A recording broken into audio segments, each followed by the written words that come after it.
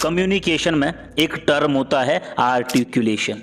Articulation का मतलब होता है आप अपने थॉट्स को कितनी क्लैरिटी और कॉन्फिडेंस के साथ एक्सप्रेस कर पाते हो। आप क्या बोलते हो उससे ज़्यादा इम्पॉर्टेंट है आप कैसे बोलते हो। आपने कभी नोटिस किया होगा कुछ लोग सिंपल बातें भी इतनी क्लैरिटी से बोलते हैं कि हर कोई उन्हें सुनना चाहता है, और कुछ लोग इंटेलिजेंट होने के बाद भी अपनी बात को सही से नहीं रख पाते। डिफरेंस क्या है? आर्टिकुलेशन। अगर आपके पास नॉलेज है लेकिन आप उसे सही तरीके से बोल नहीं पा रहे तो दुनिया के लिए वो नॉलेज जीरो है। इस वीडियो के बाद आपकी कम्युनिकेशन आर्टिकुलेशन 90% से इम्प्रूव हो जाएगी। शुरू करते हैं। आर्टिकुलेशन इम्प्रूव करने के लिए ये 5 चीज़ें सबसे ज़रूरी होती है। पॉइंट नंबर 1, आपके पास बोलने के लिए कोई बात होनी चाहिए, कोई टॉपिक।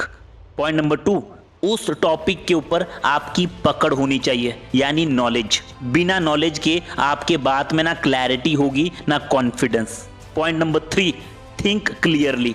आपके पास बात कहने को है, नॉलेज भी है, लेकिन अगर क्लियरली सोच नहीं पा रहे तो आप क्लियरली बोल नहीं सकते, आप अटक जाओगे। Lack of clarity, unclear thinking. जब खुद को ही क्लियर नहीं होगा कि क्या सोचना है, क्या बोलना है, तो तुम फंस जाओगे। अच्छे से सोचने के लिए लिखना चालू करो, अपने थॉट्स को डायरेक्शन दो, सेंटेंस बनाना सीखो, स्टोरी टेलिंग पर काम करो, स्क्रिप्ट लिखो और उसको बोलकर कैमरा के सामने एग्जीक्यूट करो। Point number 4, vocabulary.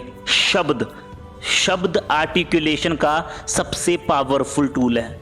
जितने ज़्यादा शब्द आपके पास होंगे आपकी आर्टिकुलेशन उतनी ही शार्प होगी। किसी भी सिचुएशन को अच्छे से एक्सप्लेन करने के लिए आपके पास शब्द होने चाहिए। क्लियरली सोचने के लिए या थॉट्स को डायरेक्शन देने के लिए भी शब्द ही सबसे महत्वपूर्ण होते हैं। शब्द इकट्ठा करो। जितनी आपके पास वोकैब्युलरी होगी आप अपनी बात को उतने ही अच्छे से रख पाओगे। आपके पास वैरायटी ऑफ शब्द होने चाहिए। जैसे योग्यता एक शब्द है, इसको हम कॉम्पिटेंस बोलते हैं। इसी के लिए कुछ और शब्दों का इस्तेमाल होता है, जैसे गुण के लिए हम एट्रीब्यूट, विशेषता, क्वालिटी, क्राफ्ट, कारीगिरी, स्किल, कौशल, टैलेंट, ट्रेड्स, खासियत।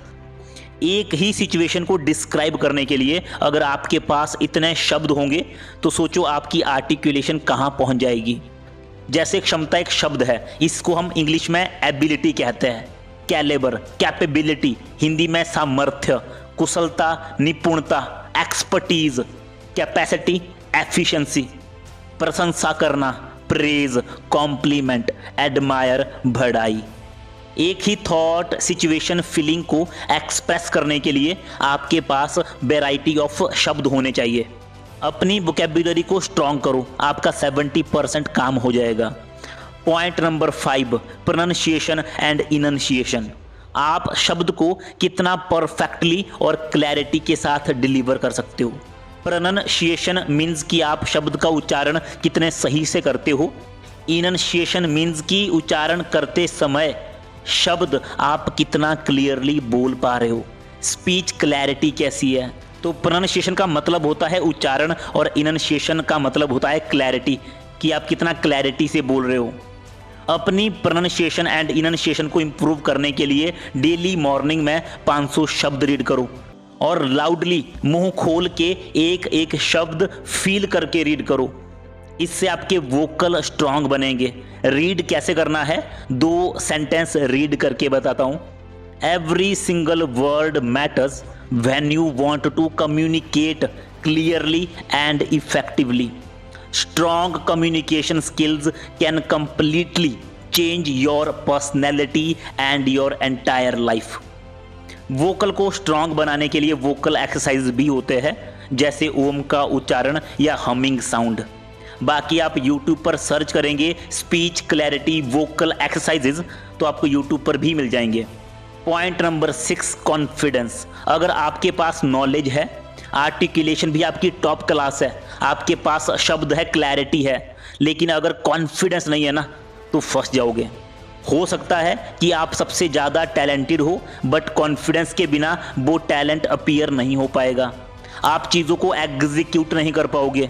कॉन्फिडेंस प्रैक्टिस से आता है। बाकी मेंटल स्ट्रेंथ पर भी काम करो। कॉन्फिडेंस की अगली वीडियो में बात करेंगे। बाकी जो भी आपके कम्युनिकेशन के रिलेटेड क्वेश्चंस है कमेंट करके बताना, पार्ट 2 में ज़रूर बात करेंगे।